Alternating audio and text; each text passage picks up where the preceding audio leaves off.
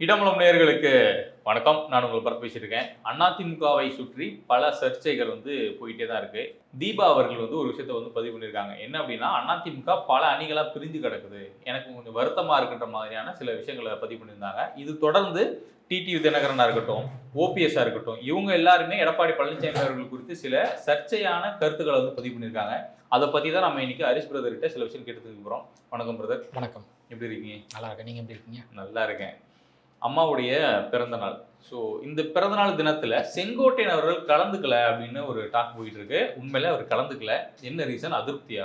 இல்ல அவருடைய மாவட்டத்தில சில நிகழ்ச்சிகள் ஏற்பாடு பண்ணியிருக்காரு. அந்த நிகழ்ச்சிகள்ல அவர் கலந்துட்டுருக்காரு. அங்க சிறப்பு அன்னதானம்லாம் போட்டுட்ருக்காங்க. செங்கோட்டையன் அவர்களும் சரி, தங்கமணி அவர்களும் சரி 2 பேருமே அங்க சிறப்பு அன்னதானம் ஏற்பாடுகள்லாம் பண்ணியிருக்காங்க. ஸோ அந்த நிகழ்ச்சிகள ஒரு மாவட்ட செயலாளரா அவங்க பொறுப்பெடுத்து பண்றாங்கங்கிறதால இங்க வரலாம்.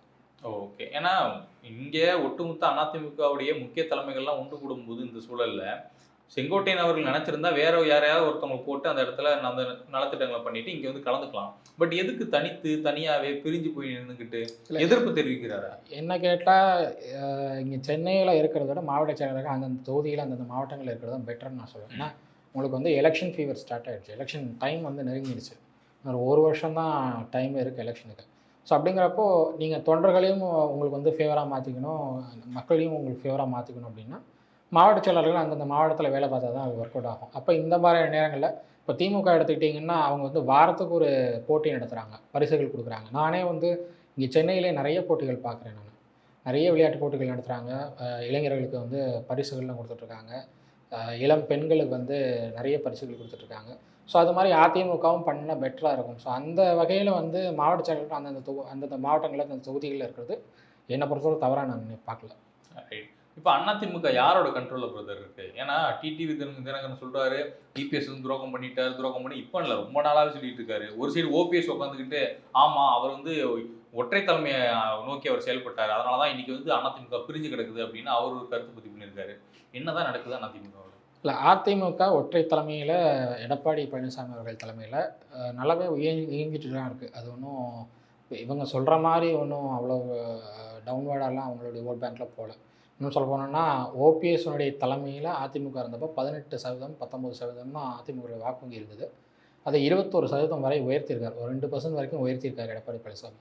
இது 96 எலக்ஷன் பார்த்தோம்னா 10 தொகுதிகள் தான் கன்டெஸ்ட் பண்ணாங்க 96ல. ஆனா அந்த 10 தொகுதிகளையும் சேர்த்து மொத்தமே 10% தான் ஓட்டே வாங்குனாங்க அதிமுக. 98ல 18% தான் வாங்குனாங்க. 23 தொகுதிகள்ல போட்டியிட்டு. 99ல அதே 23 தொகுதிகள்ல போட்டியிட்டு 25% வாங்குனாங்க. ஸோ அது மாரி உங்களுக்கு சரிவிலிருந்து மீண்டுட்டு வராங்க. எப்பயுமே அதிமுக உடனே ஒரு டாப் பீக்கு போனது கிடையாது. சரிவுல ஒரு சரிவுக்கு போறாங்க அப்படின்னா, அந்த சரிவுலேருந்து மீண்டு வரதுக்கு பொறுமையா தான் நடக்கும். ஸோ அதுதான் அதிமுகவுடைய வளர்ச்சி அப்படிதான் இருந்துட்டுருக்கு. தினகரன் அவர்கள் தனி கட்சி ஆரம்பிச்சிட்டாரு. அவர் அதிமுக பற்றி பேசுறதுக்கு அவருக்கு அருகதை இல்ல அப்படின்னு தான் நான் பார்க்குறேன். ஏன்னா, சசிகலா அவர்கள் பேசினா கூட ஓகே அக்செப்டட். ஏன்னா அவங்க இதுவரைக்கும் அதிமுக எதிர்த்து கன்டெஸ்ட் பண்ணல. அவங்க தலைமை பொறுப்பை மட்டும் தான் கேள்விக்குறி எழுப்பிட்டு இருக்காங்க. மற்றபடி அதிமுகவுக்கு அகைன்ஸ்டா எந்த இடத்துலையும் அவங்க பேசுனது கிடையாது. அதிமுகவுக்கு அகைன்ஸ்டா எந்த ஸ்டாண்ட் எடுத்தது கிடையாது. பட் தினகரன் எப்படின்னா, அதிமுக வேட்பாளர்கள் எடுத்து களம் கண்டாரு. இவரும் களம் கண்டு வேட்பாளர்களும் நிறுத்தி அதிமுக தோற்றே ஆகணும் அப்படிங்கிற ஒரு மனப்பான்மையோட செயல்பட்டு வராரு. இப்போ அந்த குரூப்போட ஓபிஎஸும் சேர்ந்திருக்காருன்னு தான் பார்க்க முடியுது. ஓபிஎஸ் பலாப்பழம் சின்னத்தில போட்டுக்கிட்டு ஜெயிக்க முடிஞ்சது அவரால. இப்போ ஓபிஎஸ்க்கு நெருக்கடி இருக்கு. 2026 எலெக்ஷனுக்குள்ள நீங்க அதிமுகவில் இணைந்தே ஆகணும். இல்லைன்னா நாங்க திமுகவுக்கு போயிடுவோம்னு 2 எம்எல்ஏக்கள் சொல்லிட்டு இருக்காங்க. அவர் கூட இருக்கிற 3 எம்எல்ஏக்கள்ல 2 பேர் சொல்லிட்டு இருக்காங்க. நாங்க திமுகவோட பேச்சுவார்த்தை நடத்த போறோம். நீங்க 2026க்குள்ள அதிமுகக்குள்ள நீங்க போல அப்படின்னா, நாங்க திமுகவுல போய் சேர்ந்து அங்க சீட் வாங்கி நாங்க ஜெயிப்போம். அப்படிங்கிற ஒரு சவால ஓபிஎஸ் அவர்களுக்கு 2 எம்எல்ஏக்கள் விட்டுருக்காங்க. ஸோ அதனால அவருக்கு வேற வழி கிடையாது. அதிமுகவில் இணைந்தே ஆகணுங்கிறதுனால, அதிமுகவுல குழப்பம் ஏற்படுத்தினா, அதாவது குட்டையில மீன் பிடிக்கிற அந்த ஒரு ஃபார்முலா தான் அவர் யூஸ் பண்றாரு. அதிமுகவுல ஏதாவது குழப்பம் இருந்துச்சுன்னா, அந்த குழப்பமான ஒரு சூழல்ல நம்மளால உள்ள போ முடியுமா? அப்படிங்கிற ஐடியா தான் அவர் பார்த்துட்டுருக்காரு. பட் அதிமுக ரொம்ப தெளிவா தான் இருக்காங்க. எடப்பாடி பழனிசாமி அவர்கள் இன்னும் தெளிவா அ அதாவது ஓபிஎஸ், சசிகலா, டிடிவி இவங்க 3 பேர தவிர்த்து யார் வேணுமானாலும் இணையலாம். கேசிபி அவர்கள் கூட இன்னைக்கு கடிதம் எழுதி, நான் முன்ன உங்கள் அதிமுக தலைமையை பத்தி பேசுனது, அதிமுக பத்தி விமர்சிச்சதெல்லாம் தவறான கண்ணோட்டத்தில விமர்சிச்சுட்டேன். மன்னிச்சிடுங்கன்னு ஒரு கடிதம் எழுதி குடுத்து, நான் இணைந்துக்கிறேன்னு சொல்லி சொன்னாருன்னா, அதையும் பரிசீலித்து அவரையும் இணைத்துக்குவாங்க. அதுதான் இன்றைக்கு இருக்கிற அதிமுக தலைமை. கட்சியை வலுப்படுத்தணும் அப்படிங்கிற ஒரு எண்ணத்தில் தான் வந்து எடப்பாடி பழனிசாமி அவர்கள் பயணிச்சுட்டு இருக்காரு. ஸோ அதனால் வந்து அவரை யாரையும் இணைக்க மாட்டேன்னு சொல்லலாம். ஆனால் இந்த குறிப்பிட்ட 3 பேர் வேணாம் அப்படிங்கிற ஒரு இடத்துல தான் பயணிச்சுட்டு இருக்காங்க. ஆனா ஓபிஎஸ் என்ன சொல்றாருன்னா, ஒற்றை தலைமை வேணும்னு சொல்லி இபிஎஸ் நகர்ந்ததுனால தான் தொடர் தோல்வியை அவர் சந்திச்சாரு. தொடர் தோல்விக்கு காரணம் இபிஎஸ் தான் அப்படின்னு அவர் பதிவு பண்றாருல்ல. இல்லை, ஒற்றை தலைமைனா அதிமுக வந்து 2022 வரைக்கும் இரட்டை தலைமையில் தான் பயணிச்சாங்க. 2022 வரைக்கும் இரட்டை தலைமையில் பயணிக்கும்போது 2019 இடைத்தேர்தல்கள் அதில் வந்து சிஎம்மாக எடப்பாடி பழனிசாமி அவர்கள் இருக்கணும் அப்படின்னு சொல்லி 9 தொகுதியில் கொடுத்தாங்க. 9 தொகுதிகள் ஜெயிச்சதுனால ஆட்சி நீடிச்சது. ஆனால் நாடாளுமன்ற தேர்தலில் ஓபிஎஸ் அவருடைய மகன் மட்டும் ஜெயிச்சாரே தவிர வேறு யாரும் ஜெயிக்கல. ஸோ அந்த இடத்துல அந்த நாடாளுமன்ற தொகுதி தேனியில் ஓபிஎஸ் மகன் ஜெயிச்சார். பட் தேனி நாடாளுமன்ற தொகுதிக்கு உட்பட அந்த சட்டமன்ற தொகுதிகளில் நடந்த இடைத்தேர்தலில் அதிமுக தோல்வி தழுவிச்சு.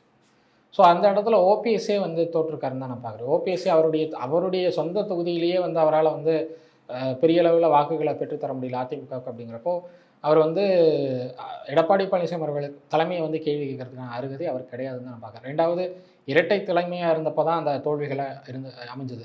இன்றைக்கி வந்து 10 தோல்வி பழனிசாமி, 11 தோல்வி பழனிசாமின்னு சொல்கிறாங்க. கருணாநிதி அவர்களுடைய தலைமையில் திமுக 11 முறை தோற்றுச்சு. 2011 2019 வரைக்கும் வரிசையாக 11 தேர்தல்கள் தோற்றாங்க. அப்போ யாருமே கருணாநிதியை விமர்சிக்கலையே. இப்போது எடப்பாடி பழனிசாமி அவர்கள் இவங்கெல்லாம் வேணாம் அப்படிங்கிற ஒரு முடிவுக்கு வராரு. இவங்கெல்லாம் தலைமை பதவிக்கு வந்தால் இவங்க எதுக்கு தலைமை பதவி வரணும் அப்படின்னு யோசிக்கிறாங்க அப்படின்னா, அதிமுகவுடைய சொத்துக்கள் 100 கோடி ரூபாய்க்கு மேலே இருக்குது அந்த சொத்துக்களுடைய மதிப்புகள். அந்த சொத்துக்களை வந்து இவங்களுடைய கைக்குள்ளே கொண்டு வரணும் அப்படிங்கிறது. ஏன்னா எல்லாருக்கும் நெருக்கடி, நிதி நெருக்கடி. அந்த நிதி நெருக்கடியை சமாளிக்கிறதுக்கு வேறு வழியே இல்லை. அதிமுக சொத்துக்கள் இருந்தால் தான் சமாளிக்க முடியும் அப்படிங்கிறதுனால வேறு வழி இல்லாமல் கண்டெஸ்ட் பண்ணுறாங்க அதிமுகவுடைய தலைமைக்கு. பட் அதிமுகவுடைய தலைமை எடப்பாடி பழனிசாமி அப்படிங்கிறது அதிமுகவுடைய கோர் ஓட்டர்ஸ் இந்த 20% 25% இருக்கிற அந்த கோர் ஓட்டர்ஸ் முடிவு பண்ணி ஓட் பண்ணியிருக்காங்க.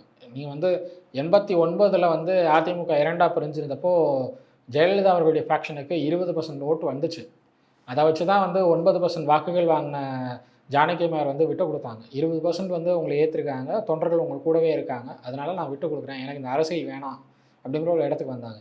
இங்கே வந்து நீங்கள் ஒரு தொகுதி 2 தொகுதிக்கு வந்து பிஜேபியோட பிச்சை வாங்கிட்டு இன்றைக்கி வந்து எடப்பாடி பழனிசாமி அவர்கள் தலைமையில் வந்து அதிமுக தோற்றுருச்சுன்னு நீங்கள் சொல்லிட்டு இருக்கிறதெல்லாம் வந்து ஏற்புடையது இல்லைன்னு நான் பார்க்குறேன். ரைட். இப்போ என்னதான் இருந்தாலும் அதிமுக எதிர்க்கக்கூடாது அப்படின்ற மைண்ட் செட்டில் சசிகலா இருக்காங்க. இவங்க 2 பேருமே அதிமுக எதிர்த்துட்டாங்க, இப்போ எதிர்த்துட்டு தான் இருக்காங்க. ஆனால் நாடாளுமன்ற தேர்தல் வரும்போது போயிட்டு பிஜேபி சார்பாக போய் நின்ன ஒரு ஓபிஎஸ் அப்படின்ற ஒரு நபர் இன்னைக்கு திடீர்னு எனக்கு அதிமுக வேணும் அப்படின்னு வந்து நிற்கிறாருன்னா, இதுக்கு பின்னாடி பிஜேபி என்ன திட்டம் வகுக்குறாங்கன்னு நினைக்கிறீங்க? பிஜேபி இருக்காங்கன்னு நீங்கள் ஃபர்ஸ்ட் நினைக்கிறீங்களா? பிஜேபி தான் இவங்களை இயக்குறாரு. இவர் வந்து பிஜேபியில் என்ன சொல்கிறாங்களோ அதை கேட்டு நடக்கக்கூடிய ஒரு தலையாட்டி பொம்மையாக தான் ஓபிஎஸ் இருக்கார். தஞ்சாவூர் தலையாட்டி பொம்மையாக தான் இன்றைக்கி ஓபிஎஸ் இருக்கார். ஏன்னா அவங்க என்ன சொல்கிறாங்களோ அதுக்கேற்றபடி தலையாட்டுவார். அதுதான் வந்து அவருடைய 2017 இப்போ வரைக்கும் அப்படி தான் பண்ணிகிட்ருக்காரு. ஆடிட்டர் சொன்னாருன்னு சொல்லி தியானம் பண்ணுறேன்னு போனார். அப்புறம் மோடி சொன்னாருன்னு சொல்லி இறையனன்னு வந்தார். அமித்ஷா கேட்டார், அதனால் அமமுக கூட்டணியில் சேர்க்கணும்னு நான் தான் பேசினேன் அப்படின்னாரு. இப்போ மறுபடியும் அமித்ஷா இணைய சொல்கிறாரு, இணையணும், அப்போ தான் நம்மளால் ஜெயிக்க முடியும்னு சொல்லிட்டு இருக்காரு. சுயமாக எந்த முடிவும் எடுக்க தெரியாத ஒரு தலைவராக தான் ஓபிஎஸ் இருந்துகிட்ருக்காரு. இப்படி சுயமாக முடிவெடுக்கக்கூடிய இடத்துல இல்லாத ஒருத்தர் வந்து அதிமுகவுடைய தலைமை பொறுப்பில் வந்து உட்கார வச்சோம் அப்படின்னா அதிமுக இல்லாமல் போயிடும். அந்த இடத்துல பாஜகனுடைய வளர்ச்சிக்கு அது வந்து கூடுதலாக வழிவகுக்கும். ஸோ அந்த மாதிரியான ஒரு சூழல் வந்துடக்கூடாது அப்படிங்கிறதுனால தான் வந்து பாஜக கூட்டணி வேண்டாம் அப்படிங்கிற ஒரு முடிவுக்கு அதிமுக வந்தாங்க. ரெண்டாவது, ஓபிஎஸ் அதிமுகக்குள்ளேயே இருந்தார் அப்படின்னா பாஜக கூட்டணிக்கு தொடர்ந்து முயற்சிப்பார். அப்படி இல்லைன்னா அதிமுக பிளவுபடுத்துறதுக்கான வேலைகள்லாம் உள்ளேயே இருந்து பார்ப்பார். ஸோ அந்த இடத்துல வந்து ஓபிஎஸும் வேணாம் அப்படிங்கிற முடிவுக்கு அதுதான் காரணமாக அமைஞ்சது. அம்மாவுடைய பிறந்தநாளை முன்னிட்டு தீபா அவர்கள் வீட்டு இப்போ அவங்க தங்கியிருக்காங்க. அவங்க வீட்டில் வந்து ஒரு பிறந்தநாள் கொண்டாட்டம் நடக்குது. அதில் வந்து ரஜினிகாந்த் அவர்கள் கலந்துக்கிறாங்க. அந்த விழாவில் தீபா அவர்கள் சொல்கிறாங்க, அதிமுக பல அணிகளாக பிரிஞ்சிருக்கு அப்படின்ட்டு. பல அணிகளாக பிரிஞ்சிருக்குன்னு எல்லாருமே இங்கே ஒரு விஷயத்தை இன்ஃப்ளூயன்ஸ் பண்ணுறாங்கல்ல மக்கள் மத்தியில், தொண்டர்கள் மத்தியில். இந்த விஷயத்தெல்லாம் நீங்கள் எப்படி பார்க்குறீங்க? தீபா அவர்கள் வந்து எப்போ அதிமுகவுடைய இன்னொரு அணியாக அவங்க செயல்பட்டாங்கன்னு எனக்கு தெரியல. ஏன்னா ஓபிஎஸோட சேரேன்னு போனாங்க. அப்புறம் வந்து ஓபிஎஸ் எனக்கு துரோகம் பண்ணிட்டார் அப்படின்னு அவங்க தான் வந்து சொன்னாங்க. அப்புறம் தினகரனும் சசிகலாவும் அம்மாவுக்கு துரோகம் செய்தவர்கள் அப்படின்னு சொல்லி அவங்க தான் சொன்னாங்க. இன்றைக்கி வந்து அதிமுகவினர் எல்லாரும் பிரிஞ்சிருக்காங்க அப்படிங்கிறாங்க. உங்கள் பின்னாடி யாரும் கிடையாது. முதல்ல அவங்க பின்னாடி எனக்கு தெரிஞ்சு இன்றைக்கி புகழேந்தி அவர்கள் மட்டும்தான் அவங்க பின்னாடி இருக்காங்கன்னு நினைக்கிறேன். வேறு யாருமே கிடையாது. புகழேந்தி வந்து அம்மா அவர்களுக்காக அந்த பெயில் ஆர்டருக்காக அவருடைய சொத்து டாக்குமெண்ட்ஸ் எல்லாம் வந்து அட்டஸ்ட் பண்ணி கொடுத்ததுனால அந்த ஒரு மதிப்பில் அதிமுகவில் அவர் மேலே எல்லாருக்கும் ஒரு நல்ல மரியாதை இருக்குது. ஆனால் அதை அவரை தான் கெடுத்துட்ருக்காரு. அதிமுக அகைன்ஸ்டாக பேசுகிறது அவர் தான் பேசிகிட்டு இருக்கார், அவர் தான் கெடுத்துட்டு இருக்கார் அதையும். இன்றைக்கி எனக்கு தெரிஞ்சு தீபா அவர்கள் இப்படி பேசினது, இன்னும் சொல்லப்போனால் ரஜினிகாந்த் அவர்களை அந்த நிகழ்வுக்கு வர வச்சு பேசினது வந்து, நீங்கள் ரஜினிகாந்த் அவர்கள் கூப்பிடுங்க, தப்பே இல்லை. பாய்ஸ் கார்டன் வந்து செல்வி ஜெயலலிதா அவர்களுக்கும் ரஜினிகாந்த் அவர்களுக்கும் வந்து ஒரு நெருங்கிய நட்பு இருக்குது. பாய்ஸ் கார்டனில் அவங்களும் நட்பாக தான் பழகியிருக்காங்க. ஸோ அது தப்பே கிடையாது. பட் ஸ்டில் உங்களுக்கு எய்த்த வீட்லேயே தான் சசிகலா அவங்க இருக்காங்க. நீங்கள் இப்போ பாய்ஸ் கார்டனில் இவங்க வீட்டில் இருக்கீங்க, வேதாளத்தில் இருக்கீங்கன்னா அதுக்கு நேர் ஆப்போசிட்டில் சசிகலா அவங்க வீடு. அதிமுக பிரிஞ்சிருக்குன்னு நீங்கள் நினைக்கிறீங்கன்னா நேராக சசிகலா அவங்க வீட்டுக்கு போங்க. அதிமுக பிரிஞ்சிருக்கு, நம்மளாம் சேர்ந்து ஒன்றிணைப்போமா அப்படின்னு கேளுங்க. சசிகலா அவர்கள் என்ன சொல்கிறாங்கன்னு பாருங்கள், அதுக்கப்புறம் முடிவு சொல்லுங்கள். நீங்களே முதல்ல சசிகலா அவர்கிட்ட பேச மாட்டீங்க, சசிகலா துரோகம் பண்ணிட்டாங்க நீங்கள் தான் சொல்கிறீங்க. அப்புறம் அதிமுக பிரிஞ்சிருக்கு, அதிமுக பிரிஞ்சிருக்குன்னு நீங்கள் ஏன் கட்டமைக்கிறீங்க? உங்களுக்கும் அதிமுகவுக்கும் சம்மந்தமே இல்லை. நீங்கள் உங்களுடைய பத்திரிகை துறையை நீங்கள் அடுத்து என்ன சாதனை பண்ணலான்னு பாருங்கள். அதை விட்டுட்டு நீங்கள் அதிமுக பிரிஞ்சிருக்கு, அதிமுக உடஞ்சிருக்குன்னு நீங்கள் வந்து கருத்து சொல்லிட்டீங்கன்னா முதல்ல சசிகலா அவர்களை போய் அப்ரோச் பண்ணிக்கிறீங்க. நேர் எதிர் வீட்டில் அவங்க இருக்காங்க, அவங்கள போய் அப்ரோச் பண்ணி பேசுங்க. அவங்க சொன்னாங்க, அவங்க வந்து வாங்க ஒன்றிணைக்கலாம்னு உங்களை கூப்பிட்றாங்கன்னா போங்க, யாரும் தடுக்க போகிறது கிடையாது, போங்க. அவங்களும் 3 வருஷமாக சொல்லிட்டு தான் இருக்காங்க, ஒன்றிணைக்க போகிறேன். இப்போ வரைக்கும் ஒன்றும் நடக்கலை, பார்ப்போம். இல்லை, அதிமுகவோட தொண்டர்கள் எல்லாருமே ஸ்ட்ராங்காக தான் இருக்காங்க. அதிமுக உடையில நாங்கள் இருக்கிறோம், எங்களுக்கு எடப்பாடி பழனிசாமி அவர்கள் போதும்னு சொல்லி அவங்க வலுவாக நிற்கிறாங்க. ஏன்னா களத்தில் நீங்கள் சொல்கிற மாதிரி 2-3% வந்து அதிகரிச்சிருக்கு வாக்கு சதவீதம். ஆனால் இங்கே இருக்கக்கூடிய முக்கிய தலைமை, அதாவது திமுகவிலும் சரி, இல்லை பாஜகவிலும் சரி, இல்லை அதிமுகவில் ஏற்கனவே பயணித்த முன்னாள் நபர்களாக இருக்கட்டும், எல்லாருமே தலைமை உடஞ்சிருச்சு, கட்சி அழிஞ்சிருச்சு, தலைமை உடஞ்சிருச்சு, கட்சி அழிஞ்சிருச்சு அப்படின்னு சொல்லிட்டு இருக்காங்களே. இதை எப்படி நம்ம எடுத்துக்கிறது? உண்மைக்குமே அழிவை நோக்கி தான் அதிமுக போயிட்டு இருக்கா? ஏன் எடப்பாடி பழனிசாமி அவர்கள் இதை கண்டுக்கவே இல்லையா? அவர் என்ன உதாசனப்படுத்துறாரா எல்லாரையும்? இல்லை, தலைமை அழிஞ்சிருச்சுங்கிறது யாரும் சொன்ன மாதிரி எனக்கு தெரியல. ஆனால் எல்லாருக்கும் என்ன பிரச்சனை அப்படின்னா, அதிமுக ஜெயிச்சாகணும் 2026 தேர்தலில். அதுதான் வந்து எல்லாருடைய எண்ணம். அதிமுக ஜெயிச்சாகணும் அப்படின்னா இவங்கெல்லாம் கொஞ்சம் அமைதியாக இருந்து அதிமுக ஜெயிக்கும். இவங்கெல்லாம் வந்து அதிமுக பிரிஞ்சிருக்கு, அதிமுக உடஞ்சிருக்குன்னு அதிமுக வீக்கை காட்டிகிட்டு இருந்தாங்கன்னா திமுக கூடுதல் பலத்தை சேர்க்கும். அதிமுக நிரப்ப வேண்டிய இடத்த பாஜகவுக்கு இவங்களே வந்து நிரப்புறதுக்கு வழிவகுத்து கொடுக்குறாங்கன்னு தான் நான் பார்க்குறேன். அந்த இடத்துல எல்லாரும் அமைதியாக இருந்தாங்க அப்படின்னா அதிமுக ஜெயிக்கிறதுக்கான பாசிபிலிட்டி இருக்குது. இல்லை நாங்கள் இப்படியே தான் பேசிகிட்டு இருக்கோம் அப்படின்னா அதிமுக தோக்கத்தான் செய்யும், அதை ஒன்றும் தடுக்க முடியாது. அதுக்கு காரணம் நீங்களாக தான் இருப்பீங்க, எடப்பாடி பழனிசாமி இருக்க மாட்டார். அது காரணம் இவங்களாக தான் இருப்பாங்க. இந்த வாரிசு அரசியல்னு ஒரு விஷயம் வந்தது. இப்போ சமீபத்தில் முதலமைச்சர் ஒரு கல்யாண மேடையில் போய் பேசுகிறாரு, நமக்கு வாரிசு இருக்குது, அதனால தான் நம்ம வாரிசு அரசியல் பண்ணுறோம் அப்படின்னு ஒரு விஷயம் பதிவு பண்ணுறாரு. இதை யாரை டார்கெட் பண்ணி அவர் சொல்கிறாரு? இல்லை, யாரை டார்கெட் பண்ணுறாருங்கிறத விட முதலமைச்சர் ஸ்டாலின் அவர்களை ஏன் தத்தின்னு சொல்கிறோம் அப்படிங்கிறதுக்கு இது ஒரு உதாரணம்.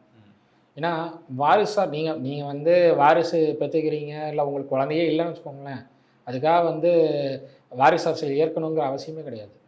இப்போது ஸ்டாலினுக்கும் அழகிரி அவர்களுக்கும் எத்தனை சண்டைகள் போச்சு. அதனால் ஒரு பத்திரிகை அலுவலகத்தை நீங்கள் குண்டு வீசி தகர்த்தெல்லாம் பண்ணீங்க, பெட்ரோல் பம்ப் போட்டிங்க, அதில் 3 பேர் அப்பாவிய 3 பேர் செத்து போனான். அவனுக்கு இதுவரை நிதி கூட கொடுக்கல அந்த ஃபேமிலிக்கு. இன்னும் கேட்டுட்ருக்காங்க. எனக்கு தெரிஞ்ச 3 பேர் அந்த ஃபேமிலிஸில் இருக்கிற ஆளுங்கள்லாம் இன்னமும் அவங்க நிதிக்காக வெயிட் பண்ணிகிட்ருக்காங்க. உங்கள் ஃபேமிலியிலேருந்து நான் அதுக்கான நிதியே கொடுக்கல இப்போ வரைக்கும். நீங்கள் வந்து வாரிசு அரசியலை ஏற்றுக்கணுங்கிறதுக்காக நீங்கள் இப்படி பேசுகிறீங்க அப்படிங்கிறது ஓகே. நீங்கள் வந்து அடுத்த வாரிசாக வந்து உதயநிதி கொண்டு வர போகிறீங்க, அவருக்கு அடுத்ததாக வந்து இன்பநிதி கொண்டு வர போகிறீங்க, அதுக்கெல்லாம் இப்போவே வந்து கழுவி விடணும் திமுக காரன் அப்படிங்கிறதுக்காக நீங்கள் தான் பேசுகிறீங்க. திமுக காரன் ரெடியாக தான் இருப்பான், அவன் கொத்தடிமையாக இருக்கிறதுக்கு பழகிட்டான், வேறு வழியே கிடையாது. அவன் கொத்தடிமையாக இருக்கிறதுக்கு பழகுறதுனால யாருக்கு வேணாலும் கழுவி விடுறதுக்கு ரெடியாக தான் இருப்பான். அதுக்காக வந்து மக்கள் அப்படியே இருக்கணும் அப்படின்னு நீங்கள் நினைக்கிறது ரொம்பவே தப்பு. ஸ்டாலின் அவர்கள் ரொம்ப தத்தியாக இருக்கார். உதயநிதி கூட ஓரளவு பெட்டர்ன்னு நான் சொல்லுவேன் இந்த இடத்துல. உதயநிதி கூட எந்த இடத்துல எது பேசணும்னு தெரிஞ்சாவது பேசுகிறார். ஸ்டாலினுக்கு அது கூட தெரியல. மேபி இதுதான் அவருடைய கடைசி தேர்தல்னு நான் பார்க்குறேன். அதுக்கப்புறம் உதயநிதியை முன்னிலைப்படுத்தி அடுத்த தேர்தலில் வர சிஎம் கேண்டிடேட்டை முன்னிலைப்படுத்தி தோற்று அதுக்கப்புறம் உதயநிதி கட்சியை எடுத்து நடத்துகிற மாதிரி கூட வரதுக்கான பாசிபிள் இருக்குது அப்படின்னு தான் நான் பார்க்குறேன். எங்களுடைய பல்வேறு கேள்விகளுக்கு மிக சிறப்பு கொடுத்தீங்க. ரொம்ப நன்றி. நன்றி.